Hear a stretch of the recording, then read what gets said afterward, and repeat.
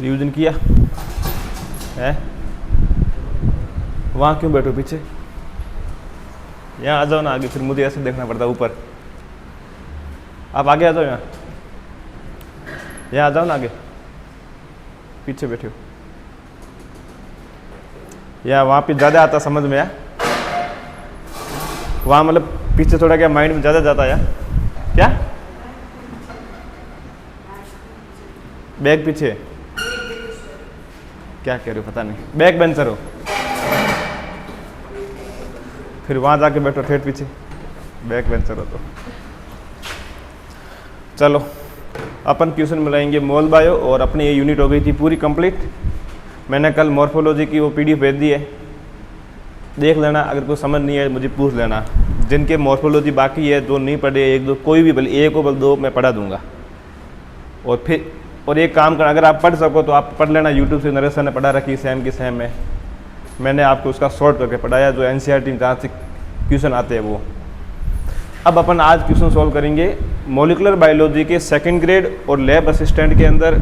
और इससे पहले मैंने आपको बताया था कि फर्स्ट ग्रेड के सिलेबस के अंदर मोल बायो ऐड नहीं थी, तो वहाँ से केवल 3 क्वेश्चन आए 6 पेपर में, वो भी अपने इसमें हो जाएंगे साथ में।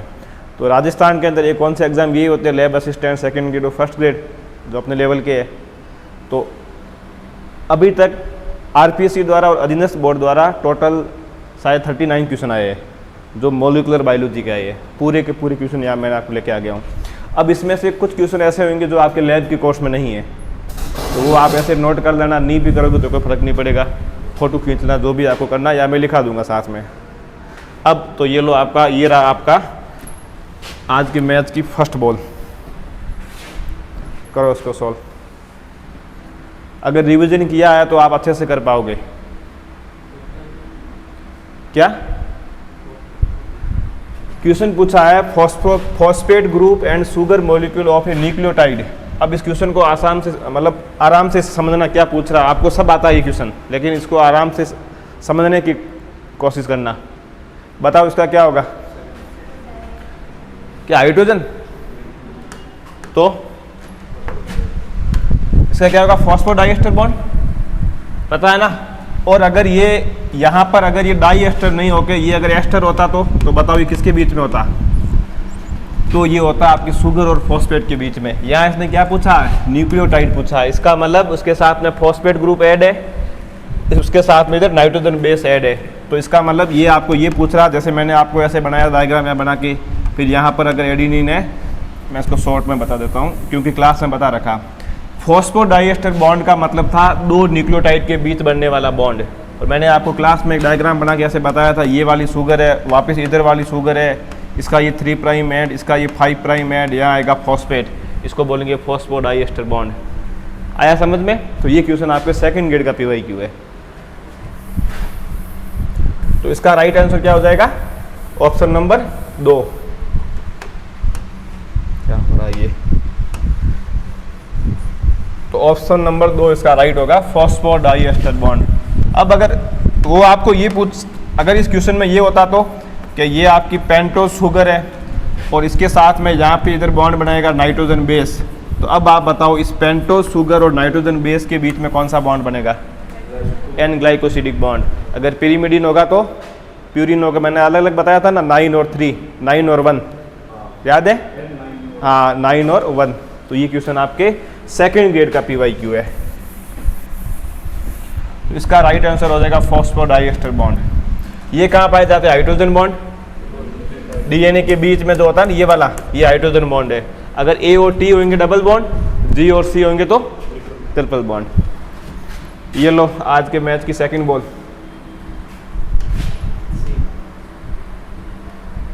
कौन सा होगा? इसको क्लियर, हाँ बताओ इसका right answer. If nucleotide sequence of DNA is, अच्छा ठीक है, ये इसने DNA की सीक्वेंस दी है हमारे सामने, A T T G G C, ये हमारा क्या है? DNA है। अब इसने क्वेश्चन में क्या पूछा है? इसने पूछा कि ये DNA के ऊपर क्या चलेगा? आप याद करो सेंट्रल डोग्मा को, इसका होगा ट्रांसक्रिप्शन। तो ये क्वेश्चन ये पूछ रहा है, जब ट्रांसक्रिप्शन होगा तो ट्रांसक्रिप्शन के टाइम यहाँ पे जो RNA बनेगा वो RNA की सीक्वेंस क्या होगी? तो तो बताओ ए के सामने क्या आएगा, ए के सामने क्या आएगा, यू आएगा, टी आएगा। यू क्यों आए, क्योंकि ये आरएनए बन रहा है और आरएनए के अंदर थाइमिन की जगह क्या होता है, यूरेसिल, तो ये यूरेसिल हो गया। टी के सामने क्या आएगा, ए, टी के सामने क्या आएगा, जी के सामने क्या आएगा, सी, सी, जी। अब इस सीक्वेंस को पढ़ो कहाँ से हो रही है, यू कहाँ आ रहा है, डबल ए, सी, जी, जी, ये वाली मैच हो रही है, तो ऑप्शन नंबर सी इसका सही होगा। करो इसको सॉल्व, इस क्वेश्चन को सॉल्व करो। ये क्वेश्चन आपके सिलेबस में नहीं है, ये आपके सिलेबस नहीं है, सेकंड ग्रेड और फर्स्ट ग्रेड के लिए बता देता हूँ मैं। अब देखो यहाँ पे आप इसमें आप कंफ्यूज हो कि फैट मैप क्या होता है। अब देखो इधर जैसे हम नॉर्मल बात करते हैं, ये जैसे मेल गैमीट है, ये कोई मेल गैमीट है और इधर ये फीमेल गैमीट है, तो ये मेल गैमीट और फीमेल गैमीट। अब ये जब मेल गैमीट और फीमेल गैमीट आपस में मिलेंगे, ये एन होता है और ये भी क्या होता है, एन। दोनों के आपस में मिलने से क्या बनेगा, जाइगोट बनेगा। जब ये जाइगोट बनेगा, जाइगोट क्या होता है, 2n होता है। मैंने आपको क्लास में बता रखा है कि जाइगोट हमेशा कैसा होता है, यूनिसेलुलर, या जाइगोट हमेशा एक कोशिकीय होता है। अब आप देखो फेट मैप का मतलब क्या आपको यहाँ से पता पड़ेगा। अब आप ये कह रहे हो कि सर जाइगोट जो होता है ये आपके यूनिसेलुलर होता है, इसका मतलब इस जाइगोट से आगे चल के क्या बनेगा, एम्ब्रियो बनेगा, भ्रूण बनेगा। भ्रूण कैसा होता है, मल्टी सेलुलर होता है, ठीक है, भ्रूण होता है मल्टी सेलुलर, बहुकोशिकीय होता है। अब आप देखो जब मुझे इस जाइगोट यूनिसेलुलर को इस मल्टी सेलुलर कन्वर्ट करता, अगर मुझे इसको कन्वर्ट करना है तो यहाँ पे कौन सा डिवीजन होगा, मियोसिस या माइटोसिस, माइटोसिस होगा। तो यहाँ पे होगा समसूत्री विभाजन, माइटोसिस। तो माइटोसिस के द्वारा ये एक कोशिकीय था, 1 से 2, 2 से 4, 4 से 8, 8 से 16। अब आप मुझे बताओ ये एक बना हमारे पास कोई, जैसे ये एक कोई एम्ब्रियो बन के तैयार हुआ, इसके अंदर कई सारी ये सेल है आपस में, ना, ये हो गया मल्टी सेलुलर। अब इसमें से कौन सी सेल आगे चल के हाथ बनाएगी, कौन सी सेल आगे चल के हमारे पाँव बनाएगी, कौन सी सेल आगे चल के हमारा ब्रेन बनाएगी, कौन सा लीवर, कौन सा किडनी।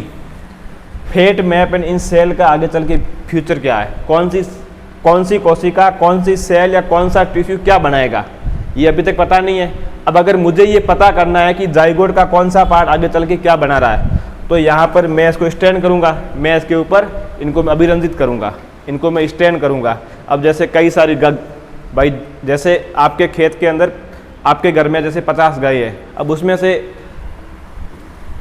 आपके गांव के अंदर जैसे कि 50 गाय है, अब उसमें से एक गाय आपकी, आप उसको ऐसे पहचान नहीं सकते भी कहाँ चल रही है, तो आप उसके ऊपर रेडियम लगा दोगे कि मेरी गाय होगी, वो रेडियम लगे तो वो मुझे पता पड़ेगा मेरी गाय अभी वर्तमान के अंदर यहाँ चल रही है। उसी प्रकार से हम स्टैंड यूज करते हैं। अब आप मुझे ये बताओ, तो मतलब फेट मैप का मतलब ये होता है इस एम्ब्रियो के अंदर कौन सा पार्ट आगे चल के किस अंग का निर्माण, इसका मतलब है फेट मैप। आया समझ में ये। अब उसने पूछा है कि फेट मैप के निर्माण के अंदर, क्वेश्चन ये पूछा उसने कि, क्वेश्चन ऊपर चला गया,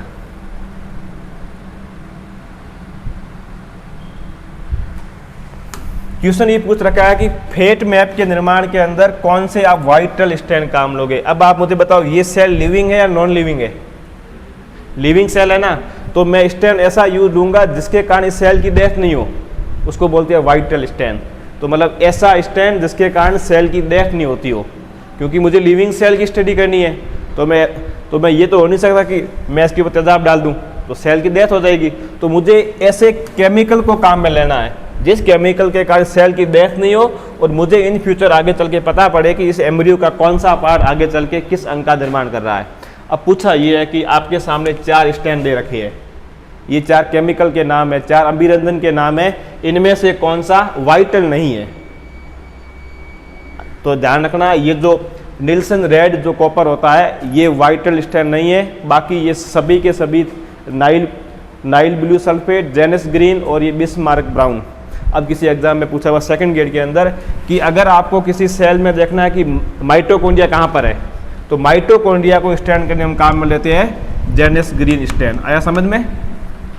अब भाई जैसे आप लैब असिस्टेंट बनोगे, आप क्लास में जाओगे, आप फिर बताएंगे सर बताओ इस सेल में माइटोकॉन्ड्रिया कहाँ पर है, क्या बताओगे? ये बोलोगे देख लिया अंदर जाके तेरे खुद के अंदर है। तब आप किसी सेल का मतलब उसका सेक्शन लोगे, उस सेल के ऊपर आप लगाओगे जेनिस ग्रीन, जहाँ पर भी होगा ना कि माइटोकॉन्ड्रिया, वो अपने आप जाके इसका कलर ले लेगा और आपको पता पड़ेगा कि मेरी सेल के अंदर माइटोकॉन्ड्रिया की पोजीशन यहाँ पर है। अब अगर वो स्ट्रैंड अगर ऐसा होता, कोई खतरनाक होता, अगर वाइटल नहीं होता तो माइटोकॉन्ड्रिया वहाँ सेल उसकी डेथ हो जाती। तो वाइटल स्ट्रैंड का मतलब है जिस स्ट्रैंड को यूज करने से सेल की डेथ नहीं होती हो। तो इसने पूछा है कि कौन सा वाइटल नहीं है। अब नहीं है तो ये तो बाकी के सभी क्या वाइटल है, लेकिन जो ऑप्शन नंबर हमारा जो सी है निल्सन रेड कॉपर, ये वाइटल स्ट्रैंड नहीं है। तो आया समझ में? फैट मैप क्या है? तो इसका आंसर हो जाएगा ये। इस क्वेश्चन को सॉल्व करो, करो इसको सॉल्व। निम्न में से कौन सा कथन गलत है? Which of the following statement is incorrect? Option पढ़ो पूरे, कौन सा कथन गलत है ये पूछ रहा है। फर्स्ट ऑप्शन देखो, ये सब मैंने बढ़ा रखा है। मैंने आपको बताया था कि सिस्टोन जो होती है वो जीन की यूनिट होती है। इसका मतलब मैं जीन को सिस्टोन बोल सकता हूँ भाई, जब उसकी यूनिट है मैं उसको बोल सकता हूँ। तो इसने लिखा है कि जीन का दूसरा नाम ही सिस्टोन है, ये बात सही है। पूछा क्या है, कौन सा स्टेटमेंट रॉन्ग है? इसका मतलब ये बात सही है। Point mutation can lead to nonsense mutation, point mutation से नॉन सेंस म्यूटेशन हो सकता है, हो सकता है। देखो अपन ने उस क्लास में पढ़ा था, जैसे पॉइंट म्यूटेशन अपन ने पढ़ा था सिकल सेल एनीमिया के अंदर, एक न्यूक्लियोटाइड के चेंज होने से उसका पूरा आगे वाला सीक्वेंस चेंज हो जाता है। तो हो सकता है कि अब देखो आप, मैंने आपको एक दिन बताया था कि नॉन सेंस कोडॉन होते हैं। कौन कौन से होते हैं? नॉन सेंस कोडॉन कौन से होते हैं? इसको हम बोलते हैं स्टॉप कोडॉन। आया याद? मैंने बताया था ना कि सेंस कोडॉन होगा जो आगे चल के किसी न किसी अमीनो एसिड का निर्माण करते हैं, लेकिन नॉन सेंस वो होगा जिसमें कोई सेंस नहीं है कि मुझे आगे चल के क्या काम करना है। तो ये बात ये कह रही है कि अगर किसी डीएनए में पॉइंट म्यूटेशन हो जाए, मतलब एक नाइट्रोजन बेस चेंज हो जाए, तो हो सकता है कि वहाँ पर जो पहले जो बन रहा था कोडॉन वो चेंज होकर स्टॉप कोडॉन बन जाए। हो सकता है अगर म्यूटेशन हो रहा है तो चेंज हो सकता है ये। जैसे अपने देखा सिकल सेल एनीमिया के अंदर ग्लूटामिक एसिड वैलिन में कन्वर्ट हो रहा था, तो हो सकता है कोई अमीनो एसिड स्टॉप कोडॉन में कन्वर्ट हो जाए। इसका मतलब ये बात भी सही है। थर्ड लाइन पढ़ो आप, in a chromosome hotspot are sites where mutation occur it very high. ठीक है, इसका मतलब ये है, ये जैसे कोई क्रोमोसोम है, ये एक कोई क्रोमोसोम है, ये लाइन ये बताना चाहती है कि इस क्रोमोसोम के ऊपर कुछ ऐसे इस क्रोमोसोम के ऊपर म्यूटेशन उसी जगह पर होगा जहां पर, वापस सुनो, ये लाइन ये बताना चाहती है आपको इस क्रोमोसोम के ऊपर कुछ ऐसी साइट होती है, स्पेसिफिक साइट होती है जहां पर म्यूटेशन ज़्यादा होता है। तो जहां पर म्यूटेशन ज़्यादा होगा उसको बोलेंगे हॉटस्पॉट एरिया। अपन ये बोलते हैं ना उस एरिया में नहीं जाना, वो वहाँ भाई गुंडागर्दी ज़्यादा होती है या गुंडागर्दी का हॉटस्पॉट एरिया है। इसका मतलब क्रोमोसोम के ऊपर कुछ स्पेसिफिक जीन पाई जाती है या कुछ स्पेशल एरिया पाया जाता है जहाँ पर हॉटस्पॉट, मतलब जहाँ पर म्यूटेशन ज़्यादा होता है, और जहाँ पर म्यूटेशन ज़्यादा होगा वो क्रोमोसोम का हॉटस्पॉट एरिया म्यूटेशन के लिए। अब हो सकता है वो यहाँ पर भी हो, यहाँ पर भी हो, कहीं पर भी हो। अब मैंने आपको बताया था यू क्रोमेटिन और हेट्रोक्रोमेटिन, दोनों में से कौन सा क्रोमेटिन एक्टिव होता है जेनेटिकली? You chromatin. हमने कहा था कि यू क्रोमेटिन न्यूक्लियस के बीच में पाया जाता है, वो ज़्यादा एक्टिव होता है। अब जो क्रोमोसोम जेनेटिकली एक्टिव होगा म्यूटेशन उसमें ही होगा। तो इस क्रोमोसोम के अंदर, अब मुझे बताओ, मैंने क्लास में बता रखा है, इस वाले पार्ट का नाम क्या है? सेंट्रोमियर। तो ये जो सेंट्रोमियर जो होता है ये आपके बना होता है हेटेरोक्रोमेटिन से। किससे बना होता है? और ये जो ऊपर वाला पार्ट है, इस क्रोमोसोम का एंड, इसका एंड, इसको हम बोलते हैं टीलोमियर। क्या बोलते हैं? टीलोमियर। और ये जो टीलोमियर होता है ये भी आपके बना होता है हेटेरोक्रोमेटिन से। बाकी वाला जो पार्ट है वो बना होता है यू क्रोमेटिन से। तो जहाँ जहाँ यू क्रोमेटिन होता है वहाँ वहाँ म्यूटेशन हो सकता है। तो आया समझ में? इसका मतलब ये बात भी सही है। हमें इसने पूछा गलत कथन क्या है।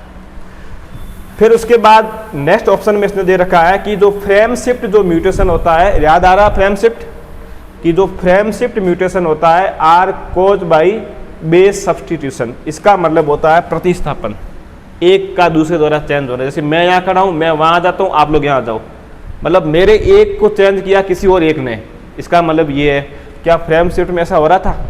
क्या हो रहा था वहाँ पर या तो इंसर्शन हो रहा था या डिलीशन हो रहा था, मतलब ऐड कोई नहीं हो रहा था। या अब देखो मैं बताता हूँ, पॉइंट म्यूटेशन का मतलब ये है कि मैं यहाँ अभी अकेला खड़ा हूँ और आप में से कोई एक यहाँ आए और मैं वापस उसकी जगह जाके बैठ जाऊँ, तो ये हुआ पॉइंट म्यूटेशन। मतलब मेरा प्रतिस्थापन किसी और ने किया है, मतलब मेरे किसी डीएनए के अंदर एक नाइट्रोजन बेस का प्रतिस्थापन किसी और डीएनए की दूसरे नाइट्रोजन बेस ने किया, जैसे आप में से किसी एक ने मेरा किया। अब आता frame shift mutation. Frame shift mutation का मतलब मैं यहाँ पे खड़ा हूँ, आप में से कोई एक आता है, वो भी यहाँ आके मेरे साथ में होता खड़ा। अब अगर वो इंसान यहाँ की हुआ खड़ा, तो उसके आगे वाली सीक्वेंस पूरी वो चेंज हो जाएगी। और या ये हो सकता है कि यहाँ से मैं जाके बैठ जाऊँ उधर, तो भी ये फ्रेम, मतलब फ्रेम पूरी चेंज हो गई, इसको बोलते हैं फ्रेम शिफ्ट। और इसने पूछा क्या है, ऑप्शन क्या दिया है कि frame shift mutation are caused by base substitution. गलत बात है, इसमें बेस का प्रतिस्थापन नहीं होता, या तो जुड़ता है या डिलीट होता है। तो बताओ इस क्वेश्चन का राइट आंसर क्या होगा? डी। इतना सिंपल क्वेश्चन सेकंड ग्रेड का। करो इसको सोल्व, कर देना, बता रखा है। ये क्वेश्चन उस समय आया था जब मैंने लैब असिस्टेंट की एक बार तैयारी की थी 2 महीने के लिए, फिर आगे गया नहीं था। बताओ, मैंने क्लास में बता रखा और बताया था, और मैंने साथ में लिखा रखा PYQ सेकंड ग्रेड। क्वेश्चन पूछा है कि प्रत्येक गुणसूत्र में, हमारी बॉडी में बताओ टोटल कितने होते हैं अपने क्रोमोसोम? 46 है। अगर मैं पेयर की बात करूं तो 23 पेयर है। इसने पूछा है कि प्रत्येक गुणसूत्र मतलब टोटल 46 क्रोमोसोम है। पूछा यह है कि प्रत्येक क्रोमोसोम के अंदर, एक क्रोमोसोम के अंदर टोटल कितने डीएनए होते हैं। मैंने आपको इतना बता रखा है कि हमारी सेल के अंदर जो डीएनए की जो लेंथ होती है, जो डीएनए की जो लंबाई होती है, वो आपकी होती है, कितनी होती है? 2 मीटर होती है। ये मैंने आपको बताया क्लास के अंदर, ये एक सेल की है। अब जैसे ये हमारी सेल है, इस सेल के अंदर क्या होगा? न्यूक्लियस। न्यूक्लियस में क्या हमारे क्रोमोसोम होंगे? हमारे टोटल क्रोमोसोम कितने हैं? 46 है। इसके अंदर इस प्रकार से टोटल 46 क्रोमोसोम पाए जाएंगे। 23 आएंगे मदर से और 23 आएंगे फादर से। मैंने यहाँ जो लाइन बोली है कि हमारी टोटल सेल के अंदर 2 मीटर डीएनए पाया जाता है, ये तो एक सेल की बात हो रही है। इसका मतलब टोटल 46 क्रोमोसोम के अंदर 2 मीटर डीएनए होता है कुल मिला के, क्योंकि एक सेल में 46, एक सेल के अंदर कितने क्रोमोसोम? 46 है। और मैं ये भी कह रहा हूँ कि इस टोटल सेल के डीएनए की लेंथ होगी 2 मीटर। अब क्वेश्चन क्या पूछा उसने? क्वेश्चन ये पूछा कि प्रत्येक गुणसूत्र में डीएनए की लंबाई क्या है। मैंने अभी आपको लंबाई पूरी सेल की बताई है, आया समझ में? तो इसका आंसर ये होगा कि मतलब एक क्रोमोसोम बराबर एक डीएनए होता है। तो ध्यान रखना, ये चीज लिख देना अगर नहीं लिखी है तो मैंने। एक क्रोमोसोम बराबर एक गुणसूत्र बराबर एक क्रोमोसोम्स बराबर होता है एक डीएनए। मुझे बताओ हमारी सेल में टोटल कितने क्रोमोसोम होते हैं? 46 गुणसूत्र होते हैं। जब हमारी सेल में टोटल 46 गुणसूत्र होते हैं तो बताओ हमारी सेल टोटल डीएनए कितना होगा? अगर आपको उसकी संख्या पूछे तो आपको लिखना है कि सर हमारी सेल टोटल 46 डीएनए है। वो पूछे कि हमारी डीएनए की लेंथ कितनी है? 2 मीटर। अब इसने एक क्वेश्चन ये पूछा है कि प्रत्येक गुणसूत्र में डीएनए कितना है। इसने संख्या पूछी है, राइट आंसर क्या होगा? एक गुणसूत्र एक डीएनए। अब वो पूछे कि टोटल डीएनए कितने हैं? 46 है। जब एक बराबर एक है, वो पूछे कि उसकी पूरी लेंथ कितनी है? 2 मीटर है। और मैंने आपको बताया था डीएनए की लेंथ इतनी होती है कि यहाँ से अगर आप डीएनए को अगर ऐसे रस्सी की तरह अगर उसको फैलाना शुरू करोगे तो आप चंद्रमा के वहाँ से वापस उसके चारों ओर घूम के वापस डीएनए आपके पास नीचे आ जाएगा। इतना लंबा डीएनए हमारे अंदर पाया जा रहा है, क्योंकि हमारे अंदर कई सारी सेल पाई जाती है। एक सेल में 2 मीटर है। तो आप सोच लो हमारे अंदर कितनी सेल है। गूगल जाके याद करके देख लेना कि धरती से चंद्रमा की कितनी लंबाई, कितने किलोमीटर है। करो इसको सोल्व। नेक्स्ट क्वेश्चन को, जेनेटिक का क्वेश्चन है, यहाँ भूल से डाल दिया। क्या होगा? है इस क्वेश्चन का आंसर क्या होगा? Alternate forms of a genetic gene gene के वैकल्पिक रूप को क्या मैंने एग्जाम देके बताया था, ये एक जीन है, ये इसकी कॉपी, उसको बोलेंगे युग्म विकल्पी, इंग्लिश में बोलते हैं एलील्स। याद नहीं है तो फिर क्या, ये जेनेटिक्स का क्वेश्चन है। जीन की अल्टरनेट फॉर्म को बोलते हैं एलील्स बोलते हैं। नहीं पढ़ा? पढ़ रखा है ना। मैंने आपको एग्जाम बताया था एक जीन ये है, ये इसकी दूसरी कॉपी, ये एक दूसरे का अल्टरनेट रूप है, युग्म विकल्पी है। तो जीन का जो अल्टरनेट रूप होता है उसको हम एलील्स बोलते हैं। करो इसको सोल्व। ये भी मैंने आपको लिखा रखा है, ये भी मैंने आपको नोट्स के अंदर लिखा रखा है। क्वेश्चन ये पूछ रहा है कि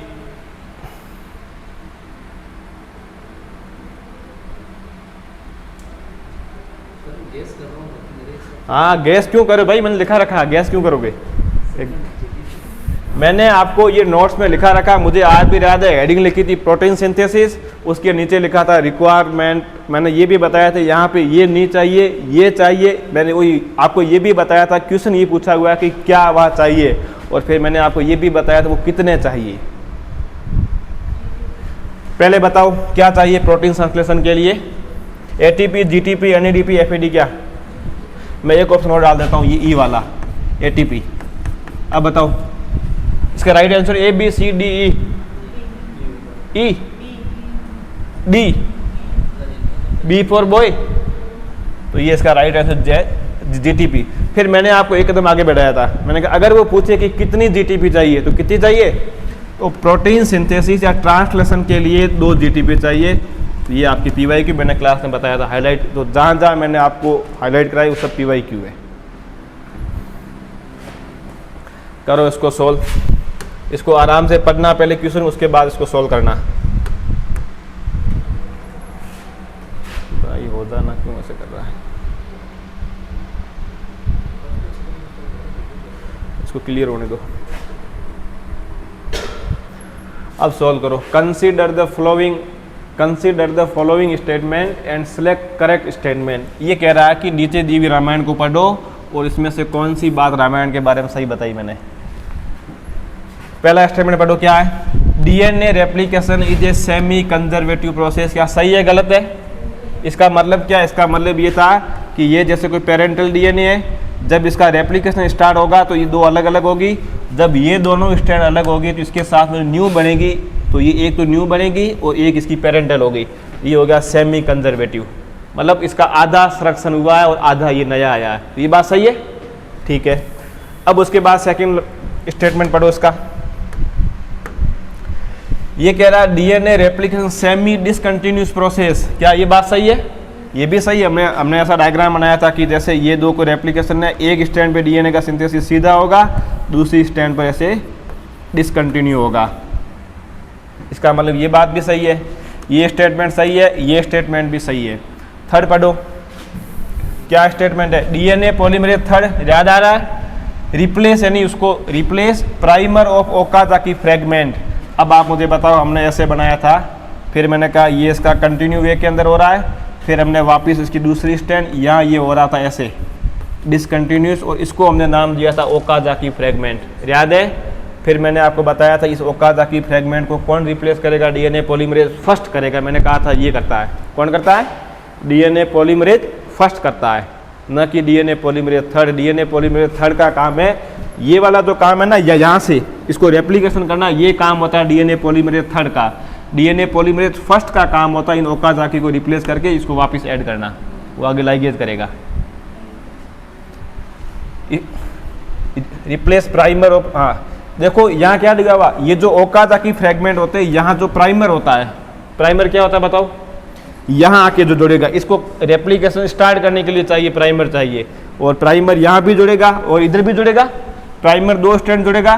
क्वेश्चन पूछ रहा है इस प्राइमर को हटाने के लिए, इस प्राइमर को कौन सा एंजाइम हटाएगा? तो डीएनए पॉलीमरेज फर्स्ट हटाएगा, मैंने आपको नोट्स में लिखा रखा है।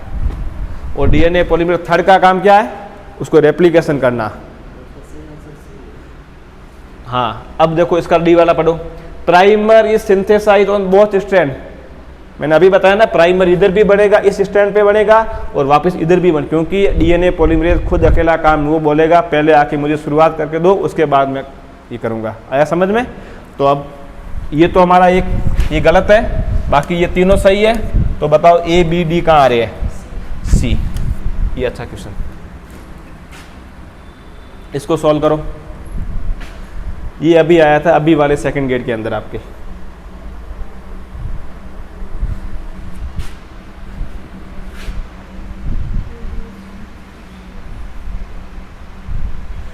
सॉल्व करो इसको।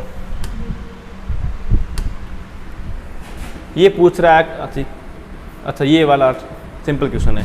याद करो सेंट्रल डोगमा को, क्या था बताओ सेंट्रल डोगमा? डीएनए से सेंट्रल डोगमा क्या था? डीएनए से आरएनए, आरएनए से ये प्रोटीन, ये हमारा था सेंट्रल डोगमा।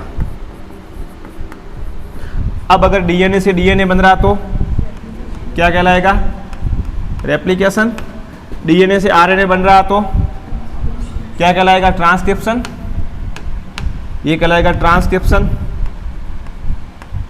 अगर आरएनए से प्रोटीन बन रहा तो ट्रांसलेशन। अनुलेखन, अनुवादन और डीएनए प्रतिकरण। क्वेश्चन क्या पूछा इसने? ये पूछा ही नहीं है। इसने क्या पूछा है? फिर मैंने आपको बताया था कि आरएनए से डीएनए भी बन सकता है, और फिर मैंने आपको एक एग्जाम्पल दिया था, हमने कोविड का टेस्ट किया था। तो इसने क्वेश्चन क्या पूछा है? एमआरएनए से डीएनए का निर्माण हो रहा है। एमआरएनए से, सी का मतलब है काइमेरिक डीएनए, ये अपन वहाँ पढ़ेंगे, अपन बायोटेक पढ़ेंगे ना। तो ये पूछ रहा है कि जब आरएनए से डीएनए का निर्माण होता है उसको क्या बोलेंगे? आपने इसको क्या बोला था? ट्रांसक्रिप्शन। वापस उल्टा हो रहा है, रिवर्स ट्रांसक्रिप्शन। तो इसका राइट क्या होगा? अब आपको ये तो पता है ट्रांसलेशन क्या होगा? जब आरएनए से प्रोटीन बनता हो, रिवर्स वाला जब वापस आरएनए से डीएनए बनता हो, और रेप्लिकेशन क्या? जब डीएनए से डीएनए बनता हो। रेप्लिकेशन डीएनए से डीएनए, और ट्रांसक्रिप्शन क्या? जब डीएनए से आरएनए बनता हो। तो इसका राइट आंसर क्या हो जाएगा? Option number 2। इसको करो सोल्व, बिल्कुल सिंपल क्वेश्चन है, इसे कोई क्वेश्चन मिला ही नहीं पूछने के लिए। क्या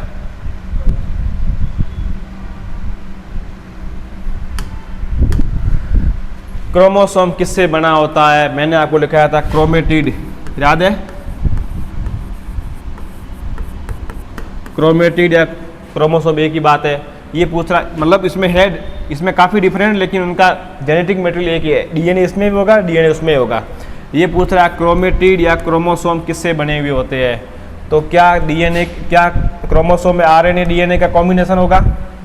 आरएनए लिपिड होगा, डीएनए शुगर होगा, डीएनए प्रोटीन होगा। अब याद करो उस न्यूक्लियोसोम मॉडल को, उसमें क्या क्या थे? न्यूक्लियोसोम मॉडल में हमने क्या क्या पढ़ा था? हमने कहा था उसमें डीएनए उसके चारों ओर उसको ऐसे करके रखता है, लपेट कर, और फिर हमने कहा हिस्टोन प्रोटीन होते हैं। इसका मतलब क्रोमेटिन किससे बना होता है? क्रोमोसोम के अंदर क्या होते हैं? डीएनए और प्रोटीन, और एक क्रोमोसोम में एक डीएनए होता है। तो ध्यान रखना, जो क्रोमोसोम, भले आप क्वेश्चन पूछे क्रोमोसोम किसके बने होते हैं, अगर वो क्वेश्चन पूछे कि क्रोमेटिड किससे बने होते हैं, तो एक ही बात है, ये आपके बने होते हैं डीएनए प्लस प्रोटीन। वो पूछे कौन सा प्रोटीन? Histone protein. कितने टाइप का होता है? 5। कौन कौन से? 5 या 4? 5। 4 तो होते ऑक्टोबर होते हैं, एक इधर होता है H1 करके होता है, लिंकर हिस्टोन जिसको हमने बोला था। इसका राइट हो जाएगा ऑप्शन नंबर डी। इसको सॉल्व करो।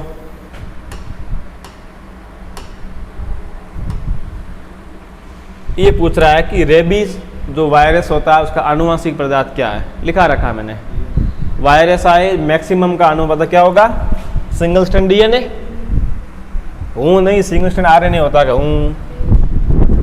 वायरस का क्या होता है? सिंगल स्ट्रैंडेड आरएनए होता है मैक्सिमम वायरस का। ये बात, कुछ वायरस के अपवाद भी, मैंने आपको लिस्ट बनाई पूरी बताई थी मोल बायो के अंदर, जब हम आरएनए टॉपिक पढ़ रहे थे, वहाँ मैंने बताया था सिंगल स्ट्रैंडेड किस किस में है और डबल स्ट्रैंडेड किस किस में है। और लैब असिस्टेंट में क्वेश्चन पूछा था डबल स्ट्रैंडेड डीएनए किसका आनुवंशिक पदार्थ है? बताओ। 5 × 174, ये मैंने बताया, तो ये लैब का क्वेश्चन है। तो ये है ये जो आरएनए वाला, ये जो सेकंड ग्रेड का है, और लैब में पूछा था डबल स्ट्रैंडेड डीएनए किस में होता है। अब मुझे बताओ रेबीज क्या होता है? कुत्ते के काटने से होता है क्या? हाँ, वो क्या होता है बताओ? हाइड्रोफोबिया क्या है? पानी से डरता नहीं है, उसमें अपने इसको कहते हैं ना, उसमें ये होता है कि जब किसी को कुत्ता काट देता है या बाइट करता है, उसका जो स्लाइवा होता है उसके अंदर होता है रेबीज वायरस। जो कुत्ता ये पागल हो रखा हो उसकी स्लाइवा में क्या होता है, रेबीज वायरस होता है। वो वायरस जब कुत्ता काटेगा उसके स्लाइवा से हमारे ब्लड में आएगा, ब्लड से होता है वो सीधा हमारे जाएगा मस्तिष्क में जाएगा, हमारे जो हमने कल पढ़ा न्यूरॉन वहाँ जाएगा तो हमारे मस्तिष्क में हो जाएगी सूजन होगी। जो हमारा था ना प्रमस्तिष्क कॉर्टेक्स, अपने सेरिब्रम कॉर्टेक्स, उसमें होगी सूजन आ गई, उसमें इन्फ्लामेशन होगा, तब वहाँ दर्द होता है। उसका फलस्वरूप ये होता है यहाँ वाली जो हम जो पानी पीते हैं ना, जब पानी पीते हैं यहाँ पे हो जाती है बड़ी बड़ी गांठें। जब उसका रोगी जब उसे प्यास तो पानी पीता है उसके यहाँ दर्द होता है भयंकर वाला, और ब्रेन उसका पहले से काम नहीं करता है, उस दर्द की वजह से उसे पानी से डर लगता है। और जब भी कुत्ता काटे उसके बाद उसका ट्रीटमेंट। और हाँ, अभी एक बीच में मरा था कोई, आपके किसी डेथ हुई थी, कोई एक कबड्डी का प्लेयर था, कोई छोटा सा पिल्ला था, वो पानी में गिर गया, वो बेचारा गया उसको बाहर, मैं इसको बाहर निकालता हूँ, और उसी पिल्ले ने उसको काट लिया। वो भाई चेक कराने गया नहीं कि छोटे पिल्ले ने काटा, क्या ही होगा। और 10-15 दिन बाद उसका रिएक्शन हो गया। और एक बार अगर ये वायरस एक्टिव हो गया बॉडी पे, इसका कोई इलाज नहीं है मौत के अलावा। और मौत भी भयंकर होती है, आदमी ऐसे मतलब तड़प तड़प के मरता है। हेलो,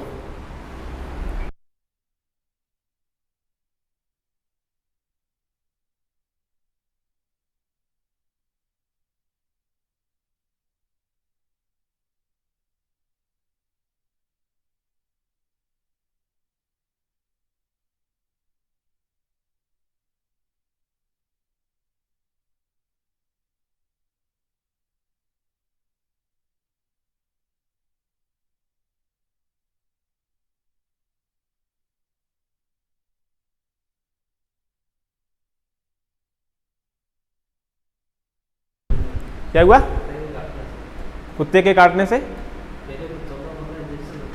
अब देखो इंजेक्शन अभी भी आते हैं, खूब आते हैं इंजेक्शन, अभी भी खूब आते हैं, ऐसा कुछ नहीं है।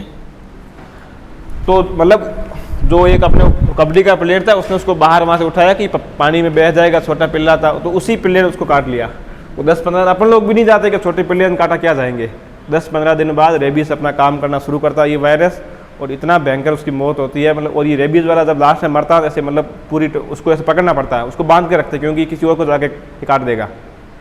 तो लास्ट में उसकी डेथ हुई है। और जब भी कुत्ता काटे उसके बाद पहला ट्रीटमेंट यही है कि आप फर्स्ट ट्रीटमेंट यही है, आप उसको साबुन के पानी से धो 10-15 बार।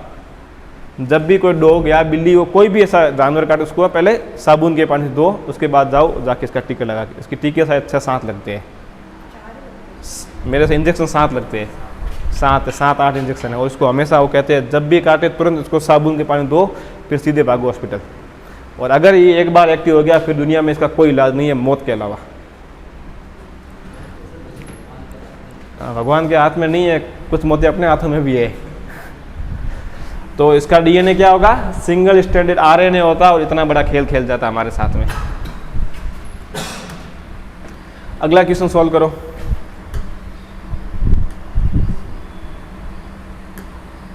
क्या क्वेश्चन है? बिल्कुल सिंपल क्वेश्चन है। ये पूछ रहा है कि एटीएस राइबोसोम किन 2 उप-इकाइयों से मिलकर बना होता है। ये क्लियर क्यों नहीं हो रहा है पीपीटी? हाँ, क्या पूछा है?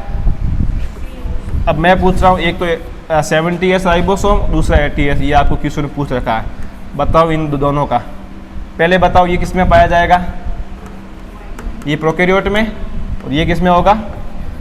यूकैरियोट में। बताओ इसके पार्ट क्या क्या होंगे 70S के? 70S के पार्ट क्या क्या होंगे? 50 और 30। और 80S के पार्ट क्या क्या होंगे? 60 और 40। क्वेश्चन क्या पूछा है 80S का? क्या राइट होगा? 60 और 40। नेक्स्ट क्वेश्चन सॉल्व करो। Solve this question.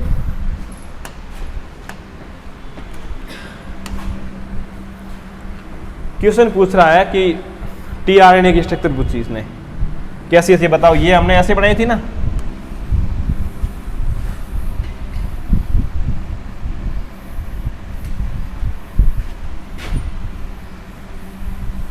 यही थी ना। इसने क्या पूछा है? अब आपको मैंने उस टाइम बताया था कि ये PYQ है। इसने केवल इतना पूछा, ये वाली थी हमारी एंटीकोडॉन, ये हमारी एंटीकोडॉन लूप है, ये हमारी टी साइसी लूप थी, ये हमारे यहाँ पर CCA करके था जो एमिनो एसिड की बाइंडिंग साइट थी, और यहाँ पर हमने इसको लिखा था DSU लूप, ये हमारी वेरिएबल लूप थी। क्वेश्चन क्या पूछा, T साई C लूप का संबंध किससे है। क्वेश्चन पूछा है कि ये वाली जो लूप है ना, इसका संबंध किससे है, किससे होगा, tRNA से। आया समझ में। अब अगर वो थोड़ा टफ पूछे कि T, अब जैसे आपने बताया ये एंटीकोडोन ये जाके बाइंड होगी mRNA के साथ, मैंने बताया था आपको। अब वो ऐसा पूछ सकता है T साई C लूप किससे जाके बाइंड होगी, तो किससे होगी, बताया था मैंने, राइबोसोम से।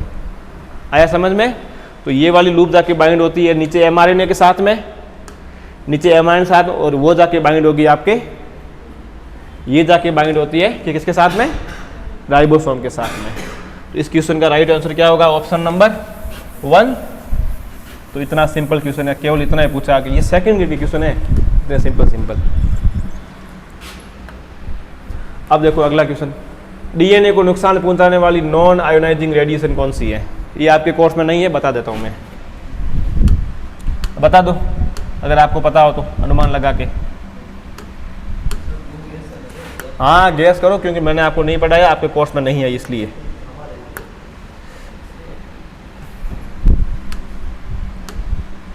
अब देखो आप, मैं आपको एक बार समझा देता हूँ, फिर आप पहले इसको देखो। ये जो रेडिएशन होता है ये होता है दो टाइप का, एक आपके होता है आयोनाइजिंग और एक होता है नॉन आयोनाइजिंग।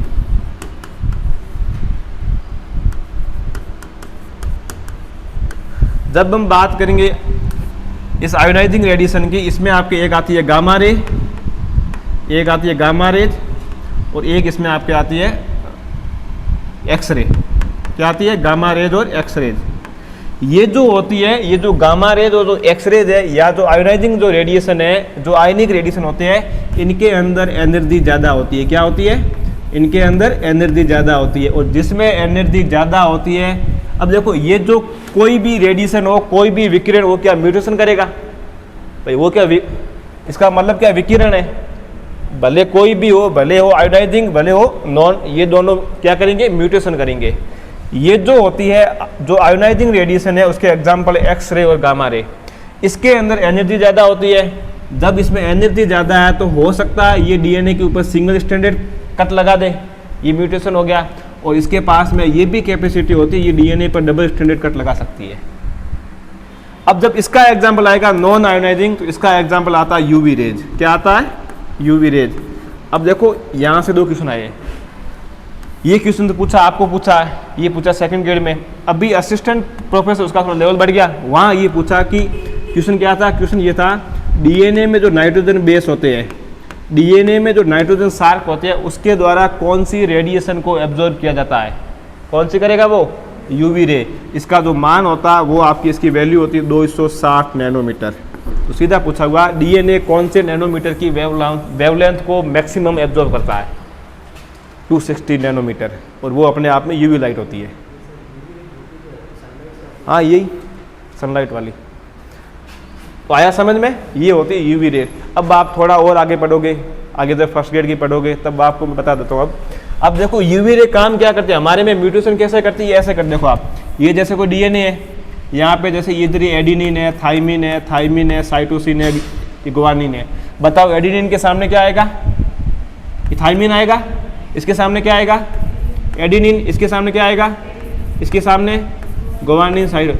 अब UV रे क्या करेगी, UV रे का काम ये है, UV रे जो होती है इस थाइमिन के बीच, ये जो था ना, ये वाला थाइमिन और ये वाला थाइमिन, इसके बीच में डाइमर बनाती है, इन दोनों को यहाँ बाइंड कर देती है इसके। तो ये यहाँ जब बाइंड हो गए, जब इनके बीच में डाइमर बन गया, तो ये आगे इसके साथ में ये बाइंड नहीं हो पाता एडिनिन के साथ में, तो ये हो गया म्यूटेशन कोज। तो पूछा क्या, निम्नलिखित में से कौन नॉन आयोनाइजिंग रेडिएशन है, तो कौन सी होगी, UV रे। अब आपको ध्यान रखना है, जो नाइट्रोजन बेस होते हैं वो सबसे ज़्यादा UV रे को एब्जॉर्ब करते हैं। फिर उसने पूछ रखा असिस्टेंट प्रोफेसर में कितने नैनोमीटर का, तो 260 नैनोमीटर।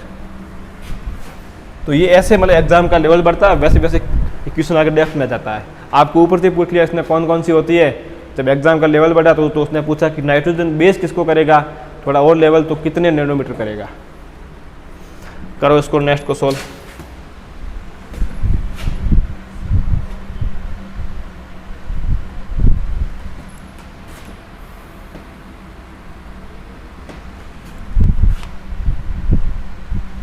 करो क्वेश्चन सॉल्व। ये भी आपके कोर्स में नहीं, बट तो भी मैंने आपको बता रखा है, अगर थोड़ा बहुत पता आपको हो जाएगा सॉल्व। निम्नलिखित में से कौन सा युग्म सही सुमेलित है? अब देखो मिस सेंस, इसका मतलब क्या दे रखा है? Substitution of one amino acid. यहाँ बात हो रही है एमिनो एसिड की। जब हम पढ़ेंगे पॉइंट म्यूटेशन, वहाँ हमने क्या पढ़ा था? Substitution of one nitrogen base, एक नाइट्रोजन बेस का दूसरे नाइट्रोजन बेस के द्वारा प्रतिस्थापन होना, उसको हम बोलते हैं सब्स्टिट्यूशन ऑफ पॉइंट म्यूटेशन में।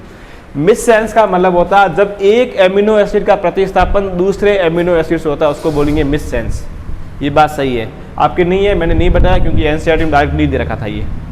अब उसके बाद देखो आप नेक्स्ट इसने बताया नॉन सेंस। आपको बताइए नॉन सेंस स्टॉप कोडॉन है, इसका मतलब ये भी सही है, ये भी सही है।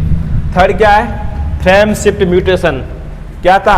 सब sequence one amino acid Altered. ठीक है, अब इसको छोड़ो आप। क्या है? साइलेंट नाम से पता पड़ रहा है अगर डीएनए में म्यूटेशन हुआ तो उस डीएनए में कोई फर्क नहीं, उसके सीक्वेंस में कोई फर्क नहीं पड़ना है। आया समझ में? ये बात भी सही है। और उसके बाद में इसने पूछा फ्रेम शिफ्ट सब सीक्वेंस एमिनो एसिड अल्टर्ड। ये बात सही है। इसने कहा कि एमिनो एसिड की सीक्वेंस अल्टर हो जाती है क्योंकि जब उसमें आके कोई नया ऐड होता है या उसमें से कोई बाहर निकलता है तो उसके आगे वाली सीक्वेंस पूरी चेंज हो जाती है। तो इसका मतलब ये चारों ऑप्शन सही है। तो क्या होगा? A B C D. इसको सॉल्व करो।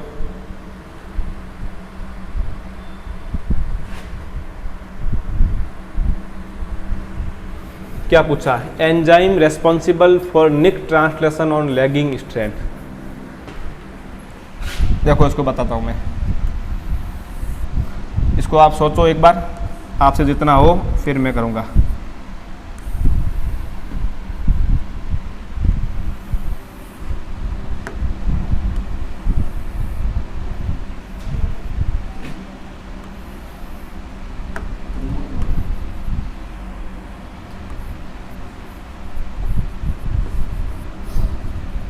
ये आपका है प्राइमर,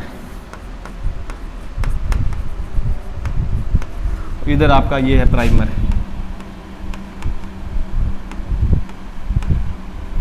इसने पूछा है कि लैगिंग स्ट्रैंड के ऊपर निक ट्रांसलेशन, निक का मतलब होता है टूटा हुआ, या मतलब उसमें कुछ छोटा सा फ्रेगमेंट। ये पूछ रहा है कि ये जो निक का मतलब ये होता है, इस प्राइमर को हटाकर, इस प्राइमर को हटाने के लिए कौन सा एंजाइम रेस्पॉन्सिबल है? कौन सा होगा? हमने अभी पढ़ा था जस्ट। ये पूछ रहा है कि इस प्राइमर को हटाकर फिर यहाँ पर वापस डीएनए का रेप्लिकेशन करना, उसके लिए कौन सा एंजाइम होता है रेस्पॉन्सिबल? तो कौन सा होता है? DNA polymerase first. इसका काम क्या है बताओ? रेप्लिकेशन करना। इसका काम क्या है? मैंने आपको बताया था एग्जाम्पल देख के, जो आगे जैसे आपको ऐसे मैंने बताया था कि जैसे ये कोई डीएनए है, इस डीएनए जो आगे जो सुपर कोडिंग जो आगे, अब जब मैं इसको यहाँ से ओपन करूंगा, यहाँ पीछे गांठ आएगी ना पीछे की ओर, तो इस गांठ को वापस ओपन करने का एंजाइम कौन सा काम आता है? टोपोआइसोमरेज। अब ये जो प्राइमोज होता है इसमें दो एंजाइम होते हैं, हेलिकेज और एक होता है प्राइमेज। प्राइमेज बनाएगा प्राइमर, हेलिकेज उस बॉन्ड को, हाइड्रोजन बॉन्ड को तोड़ेगा।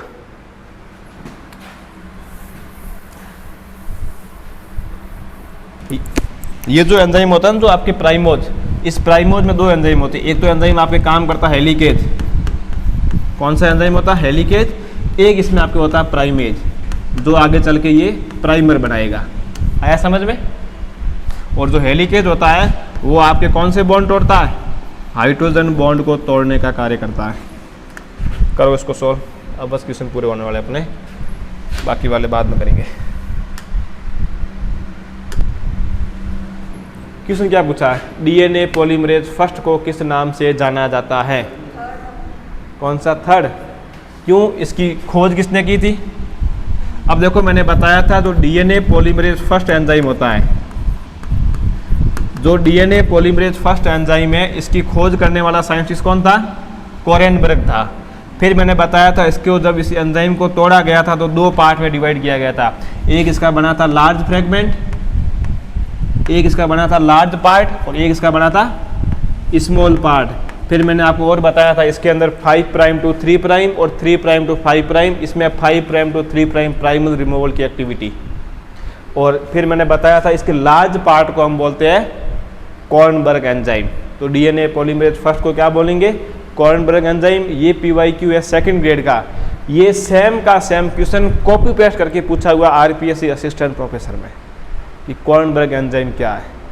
अब अगर आप में थोड़ा भेजा है अभी तक तो मुझे बता दो ये एंजाइम कौन सा है? बाल्टीमोर वाला। इसका सही हो जाएगा। इसका मुझे बताओ ये बाल्टीमोर क्या था? मैंने बताया था रिवर्स ट्रांसक्रिप्शन की खोज टेमिन और बाल्टीमोर ने की थी। तो जिसकी खोज जिसने की उस एंजाइम का नाम बाल्टीमोर एंजाइम। तो जो मैंने आप देखना जब अपने पढ़ा सेंट्रल डोगमा उसके नीचे अपने हेडिंग लगाई थी रिवर्स ट्रांसक्रिप्शन। उसमें मैंने बताया था रिवर्स ट्रांसक्रिप्शन की खोज करने वाला था बाल्टीमोर, डेविड एंड ऐसा कोई नाम था, टेमिन एंड डेविड बाल्टीमोर। तो जिस भाई ने जिस प्रोसेस की खोज की उसका एंजाइम भी वो लेके आए हैं। तो जो एंजाइम लेके आया उसको नाम भी वो देंगे। करो इसको सॉल्व, इस क्वेश्चन को सॉल्व करो।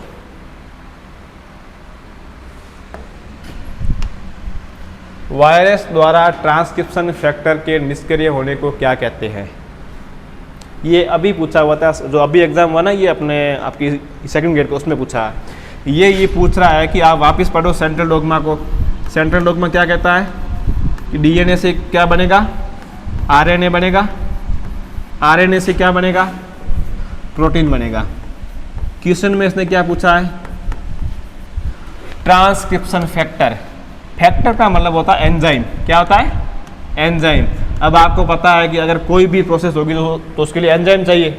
ये कह रहा है कि जब ट्रांसक्रिप्शन होता है, इस क्वेश्चन में ये पूछा जा रहा है कि जब ट्रांसक्रिप्शन होगा, जब डीएनए से आरएनए बनेगा तो ट्रांसक्रिप्शन होगा, और ट्रांसक्रिप्शन को काम करने के लिए क्या नीड होती है? फैक्टर इसको बोला।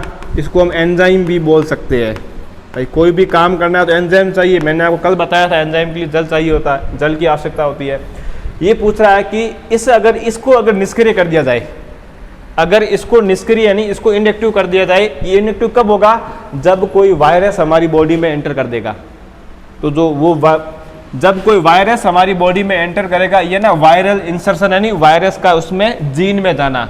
जब कोई वायरस हमारी जीन में एंटर करेगा तो वो इस ट्रांसक्रिप्शन के एंजाइम को इनएक्टिव कर देगा। इस प्रोसेस को क्या कहोगे? इस प्रोसेस को बोलते हैं ट्रांसडिफरेंशिएशन। अब देखो, अगर आप में थोड़ा बहुत भेजा है तो ये क्वेश्चन आराम से आप सोल्व कर सकते थे। अब मैं आपको एक तरीका बताता हूँ नेगेटिव मार्किंग कम करने का इस क्वेश्चन से। आप ये सोचो कि आप एग्जाम हॉल के अंदर बैठे हो, आपके सामने ये क्वेश्चन आया है। अब क्या करोगे? आपने क्वेश्चन ना मैंने आपको ही पढ़ाया था, ये साइड पॉइंट मैंने नहीं पढ़ाया था। अब आप बताओ इसमें क्या करोगे? अब आपको ये तो आता है तो आप इसको पहले से कट करो, ये तो हो नहीं सकता क्योंकि इसमें तो क्या होता है? आरएनए से प्रोटीन बनता है। इसका मतलब आपने माइंड लगाया, इसको आपने हटा दिया। ये आपको आता है तो आप इसको भी गलत करोगे क्योंकि इसमें क्या हो रहा था? डीएनए से आरएनए बन रहा था। अब आपके पास बचे दो ऑप्शन, एक तो बचा 1 नंबर, एक है 4th नंबर। तो इन क्वेश्चन को बोलते हैं 50% वाले क्वेश्चन। इनमें आपको तुक्का, अगर आपको आ रहा है ठीक है, नहीं इनमें तुक्का मार के आना है। आया समझ में? तो ये होती है नेगेटिव मार्किंग बचाने का तरीका। अब अगर ये हो जाए कि आपको केवल यही पता है कि केवल आपको एक ऑप्शन आ रहा है, अब आपको 3 नहीं है, तो इसमें इस क्वेश्चन अटेंड करना ही नहीं लाइफ में कभी भी। वो 4 वाला ऐसे भी नहीं करना है। तो ध्यान रखना, जब भी आप टेस्ट दो, कुछ भी दो, अगर आप पहले क्वेश्चन नहीं आ रहा आपको डायरेक्ट, तो उसमें आप वो देखो जो आपको आ रहा है, तो उसको पहले से बाहर हटाओ। जैसे यहाँ अपन को ये 2 आ रहे थे, अपन हटा दिए। अब अपने पास 2 ऑप्शन बचे हैं। आप कितना भी तुक्का मारोगे, जब लास्ट में उसकी काउंटिंग होगी तो आप हमेशा प्लस, भले आप पॉइंटों में रहो, भले 1 में रहो, आप हमेशा प्लस रहोगे। तो इसको बोलते हैं 50% क्वेश्चन।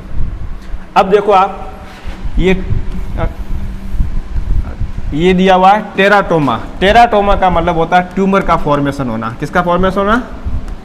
ट्यूमर, यानी जब कैंसर में जब होता है ट्यूमर, उसका मतलब होता है टेराटोमा, मतलब ट्यूमर का। तो इसका मतलब ये है ही नहीं। इसने पूछा वायरस द्वारा इनएक्टिव कब होता है, इसका होगा आपके ट्रांस डिफरेंशिएशन।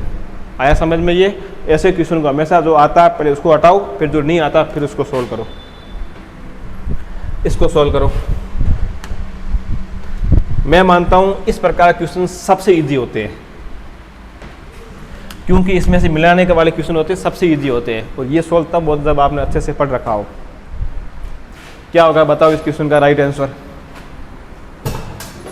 इस क्वेश्चन का राइट आंसर क्या है? जो आपको आता है पहले वो मिलाओ, बाकी वाले सब छोड़ दो। क्या? अब देखो, अब मुझे ये आता है टर्मिनेशन कोडोन क्या होते हैं, क्या होते हैं? Stop codon. अब देखो कहाँ पे दिया हुआ है, ये पड़ा टर्मिनेशन ऑफ पॉलीपेप्टाइड चेन, मतलब प्रोटीन की सिंथेसिस बंद हो गई, इसका मतलब इसको मिलाओ इसके साथ में। फिर देखो मुझे पता है कि हेलिकेज एंजाइम डीएनए के बॉन्ड को तोड़ता है, इसका मतलब पढ़ो बाइंडिंग डीएनए रिपीटेटिंग, ये पढ़ा, इसका मतलब हेलिकेज का ये हो गया। उसके बाद देखो लाइगेज का काम क्या है? उन जो ओकाजा की फ्रेगमेंट को वापस ये चिपकाने का, मैंने कहा था गोंद के रूप में कार्य करता है, तो ये था आपके ये लाइगेज, बाइंडिंग डीएनए स्टैंड, इसको आप लाइगेज से जोड़ दो। फिर आता है न्यूक्लियोसोम, मैंने बताया था ये रिपीटिंग यूनिट ऑफ क्रोमोसोम, हमने बनाया था ना इस प्रकार स्ट्रक्चर, ये 4 स्टोन प्रोटीन थी, फिर इसके ऊपर ये ऐसे डीएनए था, ऐसे याद है? इस प्रकार की कई सारे, इसको हमने नाम दिया था न्यूक्लियोसोम। इस प्रकार के कई न्यूक्लियोसोम आपस में मिलकर बनाएंगे क्रोमेटिड। इसका मतलब अगर कई प्रकार के न्यूक्लियोसोम आपस में मिल और क्रोमेटिड बन रहा है, तो ये पूछ रहा है कि इसकी रिपीटिंग यूनिट ऑफ क्रोमेटिड, इसका मतलब ये इसकी यूनिट हो गई। तो इसका ये मैंने शायद आपको लाइन नहीं लिखाई थी ना, लिख देना ये लाइन मोल बाय लिख देना, न्यूक्लियोसोम के नीचे लिख देना यूनिट ऑफ क्रोमेटिड। वैसे लिखा है इसलिए नहीं क्योंकि ये टॉपिक आपके एनसीईआरटी में नहीं दिया हुआ है, मतलब है लेकिन इतना नहीं है। तो और वैसे अपन क्या पढ़ रहे हैं? Crash course. कितने रुपए दिए? 6,000 किसको दिए? तो मतलब दिक्कत ये है कि टाइम नहीं है, इसलिए मैंने नहीं लिखाया, ठीक है ना। तो जो आपके काम का था, अब आप देखो आपके भाई जो भी लिखा है उससे आपका क्वेश्चन सोल्व हो रहा है, तो आपसे पार्टी से क्या काम, दूध से काम है भैंस के। ये रहा आज की क्लास का लास्ट क्वेश्चन, इसको सोल्व कर देना, निराश मत करना। इस क्वेश्चन को मैंने नोट करके लिखाया था, मुझे आज भी याद आ रहा है। मैंने बताया था, ट्रिक बताई थी और आपको इस क्वेश्चन को सोल्व करने की। आप क्या घुमा रहे हो? करो उसको solve. Pribnow box essential for transcription is found in, ये पूछ रहा है कि किसके डीएनए के अंदर प्रिबनाउ बॉक्स पाया जाता है। मैंने बताया था पी से प्रिबनाउ बॉक्स, पी से प्रोकैरियोटिक, तो फिर किसमें होगा? प्रोकैरियोट के डीएनए के अंदर एक प्रिबनाउ बॉक्स क्या कुछ नहीं है, जैसे ये कोई डीएनए है, ये इसका अपस्ट्रीम सीक्वेंस है, ये यहाँ से प्रमोटर बाइंड होगा, इस ये जो मैंने बताया ये इसका अपस्ट्रीम है, ये इसका डाउन स्ट्रीम है। अब यहाँ पर कुछ ऐसी स्पेशल सीक्वेंस पाई जाती है, क्या होती है? ये सीक्वेंस होती है टी 6 न्यूक्लियोटाइड की स्पेशल सीक्वेंस होती है, इसको बोलते हैं प्रिबनाउ बॉक्स, और ये सीक्वेंस हमेशा कंजर्व्ड होती है। अब ये डीएनए प्रोकैरियोट का है, तो प्रोकैरियोट के डीएनए में पाई जाती है प्रिबनाउ बॉक्स। अब क्या काम आती है वो सब आगे जब पढ़ोगे फर्स्ट ग्रेड वहाँ पढ़ेंगे अपन, वैसे आपके एंसर नहीं तो मैंने बता दिया, तो ये क्वेश्चन आ गया। अब मैंने आपको उसके साथ में बताया था कि ये तो पूछा है, अब अगर वो पूछ ले कि यूकैरियोट के डीएनए में क्या होता है, तो ध्यान रखना यूकैरियोट के डीएनए में होता है टाटा बॉक्स। क्या होता है? TATA box. तो अगर पूछे कि टाटा बॉक्स किसमें पाया जाएगा, तो टाटा बॉक्स आपके पाया जाता है यूकैरियोट के डीएनए के अंदर। और अगर उसने अभी क्वेश्चन में क्या पूछा था? प्रिबनाउ बॉक्स, तो जो प्रिबनाउ बॉक्स आपके होता है ये आपके पाया जाता है प्रोकैरियोट के डीएनए के अंदर। किसमें पाया जाता है? प्रोकैरियोट के डीएनए में। आया समझ में? तो आज की क्लास के अपने ये थे क्वेश्चन। नेक्स्ट इसके बाद में और क्वेश्चन होते हैं, 20 क्वेश्चन और है, वो अपन करेंगे कल या परसों और वापस। तो आज वाले क्वेश्चन आए समझ में? कुछ अंदर से हिम्मत आ रही कि हम कर देंगे। अब वापस इसका रिवीजन करना, बोल बायो का हमेशा रिवीजन करते रहना। टेस्ट का भी करो साथ में, इसका भी करो साथ में। क्वेश्चन मैं अभी से कह रहा हूँ, नोट से बाहर नहीं जाएंगे। अब 1-2 जाएगा क्योंकि मैं भगवान नहीं हूँ, ना आप भगवान हो। हमारे लिए भगवान पेपर बनाने वाला, वो कहीं से बना सकता है। तो इसलिए आपके मोल बायो के हमने 20 क्वेश्चन सोल्व कर दिए, 20 और बाकी वो अपन करेंगे कल या परसों, जब भी टाइम मिला तब करेंगे अपन। तो अब अपन पढ़ेंगे, हमारा क्या बाकी है उधर मॉर्फोलॉजी में? मोनोकोट का सीड बाकी है ना, एक 5, और उसके बाद अपन पढ़ेंगे जूलॉजी। Excretory system. तो वो नोट्स निकालो बाहर, उसमें एक अपना सीड वाला पढ़ते हैं अपन।